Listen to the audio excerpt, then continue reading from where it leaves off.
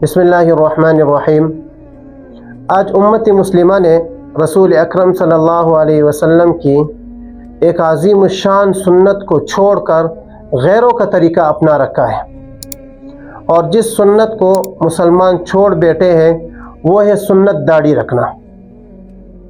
افسوس کا مقام یہ ہے کہ ہمارے نوجوان داڑھی کاٹنے میں اور منڈوانے میں اپنے لیے خوبصورتی محسوس کرتے ہیں اور عجیب قسم کے کٹس لگاتے ہیں نبی صلی اللہ علیہ وسلم کی مبارک سنت میں۔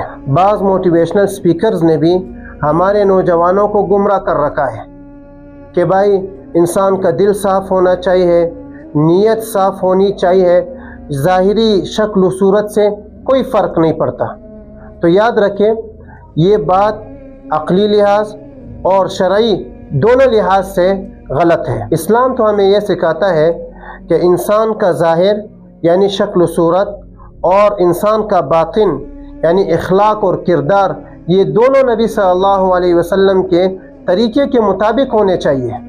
یاد رکھیں، داڑھی رکھنا یہ اسلام کا شعار ہے، اور مرد کی خوبصورتی یہ داڑھی رکھنے میں ہے، نہ کہ منڈوانے میں۔ داڑھی منڈوانا یہ تو کافروں کا طریقہ ہے۔ نبی کریم صلی اللہ علیہ وسلم نے خود بھی داڑھی رکھی ہے اور امت کو بھی داڑھی رکھنے کا حکم دیا ہے۔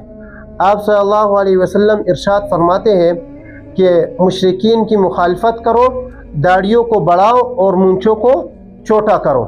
نبی صلی اللہ علیہ وسلم کے اس حکم کی وجہ سے تمام فقہا کے نزدیک ایک مشت داڑھی رکھنا یہ واجب ہے، اور ایک مشت سے کم کرنا یہ جائز نہیں ہے۔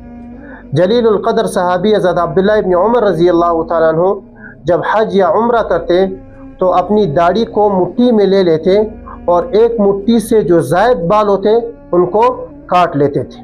تو حضرت عبداللہ ابن عمر رضی اللہ تعالیٰ عنہ کی اس عمل سے پتہ چلا کہ ایک مشت سے جو زائد بال ہو اس کو آپ کاٹ سکتے ہیں، لیکن ایک مشت سے داڑھی چھوٹی کرنا یہ جائز نہیں ہے۔ تو آج سے یہ ارادہ کریں کہ آج کے بعد ہم داڑھی نہیں کاٹیں گے، نہیں منڈوائیں گے، کٹس نہیں لگائیں گے، اور ہم اپنے چہروں پر نبی صلی اللہ علیہ وسلم کی سنت کو سجائیں گے۔ اللہ تعالی ہمیں ظاہری اور باطنی طور پر نبی صلی اللہ علیہ وسلم کی مکمل اتباع کرنے کی توفیق عطا فرمائے۔